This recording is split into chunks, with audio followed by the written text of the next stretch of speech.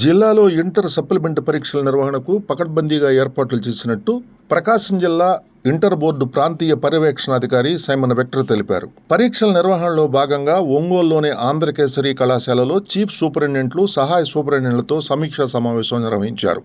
ఈ సందర్భంగా inter board పర్యవేక్షణాధికారి Simon vector మాట్లాడుతూ, జిల్లాలో ఇంటర్ సప్లిమెంటరీ పరీక్షలకు 22,366 మంది హాజరవుతున్నారని చెప్పారు. మొత్తం 71 పరీక్షా కేంద్రాలను ఏర్పాటు చేయడం జరిగిందన్నారు. పరీక్షా కేంద్రాల్లో విద్యార్థులకు అవసరమైన అన్ని సౌకర్యాలు కల్పించామని, దూర ప్రాంత విద్యార్థులకు పరీక్షా కేంద్రాలు చేరుకునే విధంగా రవాణా సౌకర్యం కూడా ఆర్టీసీ అధికారులు కల్పిస్తుందని వివరించారు. విద్యార్థులు పరీక్షా కేంద్రాలకు ఎటువంటి ఎలక్ట్రానిక్ పరికరాలు తీసుకురావద్దని సూచించారు. ఒక్క నిమిషం ఆలస్యమైన పరీక్షా కేంద్రంలోనికి అనుమతించే ప్రసక్తే లేదని స్పష్టం చేశారు. ఖచ్చితంగా ప్రభుత్వ జూనియర్ కళాశాల అయితే ఆ కళాశాలలో ఉండే ప్రిన్సిపల్ గారే చీఫ్ సూపరింటెండెంట్గా వ్యవహరిస్తారు. అదే అపాయింట్ చేస్తున్నాం. అది సిఎస్ యొక్క అపాయింట్మెంట్. మన అడిషనల్ చీఫ్ సూపరింటెండెంట్ అంటే ప్రైవేట్ కళాశాలకైతే ప్రైవేట్ కళాశాల యొక్క ప్రిన్సిపల్ బాధ్యతలు ఏమి లేవు. నేనేదో ఆ లైటింగ్ ఈ రేట్లు చూసి నేను వెళ్తాను అంటే ఈ పర్యాయం కుదరదు. సిఎస్కి ఎంత బాధ్యతలు ఉన్నాయో ఇంకా కఠినతరంగా చేయడం. అందులో భాగంగానే chief superintendent, additional chief superintendent ఇట్లా దాంట్లో మనం 2 కేటగిరీలను తీసుకున్నాం. Chief superintendent, additional. Intermediate advance supplementary పరీక్షలు ఇంటర్ బోర్డు కార్యదర్శి వారు ఇచ్చిన షెడ్యూల్ ప్రకారం ప్రకాశం జిల్లాలో మే 24వ తారీఖు నుంచి జూన్ 1వ తారీఖు వరకు నిర్వహించబడుతున్నాయి. ఈ యొక్క సప్లిమెంటరీ పరీక్షలు మొదటి సంవత్సరం విద్యార్థులు 15,000 మంది, రెండవ సంవత్సరం విద్యార్థులు 7,000 మంది, మొత్తం 22,366 మంది విద్యార్థులు ఈ సప్లిమెంటరీ పరీక్షలకు మన జిల్లా నుంచి మరి సిద్ధపడుతున్నారు.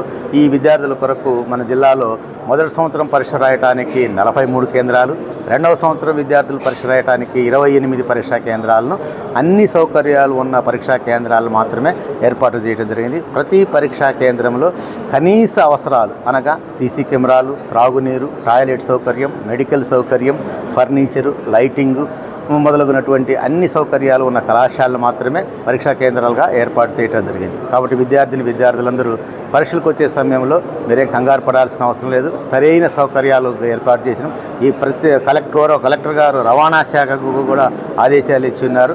విద్యార్థులతో వారు ఉన్న ప్రదేశాల నుంచి పరీక్షా కేంద్రానికి అనుకూలంగా రావడానికి బస్సు సౌకర్యాలను కూడా ఏర్పాటు చేశారు. ముఖ్యంగా మరి పుల్లల చెరువు నుంచి ఎర్రగొండపాలెం రావడానికి కానివ్వండి, రాచర్ల నుంచి తురిమెల రావడానికి కానివ్వండి, ఇలా కొన్ని పరీక్షా కేంద్రాలకు సులువుగా చేరుకోవడానికి వీలుగా గౌరవ కలెక్టర్ గారు ఆర్టీసీ వారిని మరి ఆదేశించారు. వారు కూడా బస్సు సౌకర్యాలు కూడా కల్పిస్తున్నారు. అదేవిధంగా మెడికల్ సౌకర్యం, మరి ఎండల కాలము విద్యార్థులు చాలా నీరసపడిపోతుంటారు కాబట్టి డిఎంఎండ్హెచ్ఓ గారికి కూడా ఆదేశాలు ఇచ్చారు.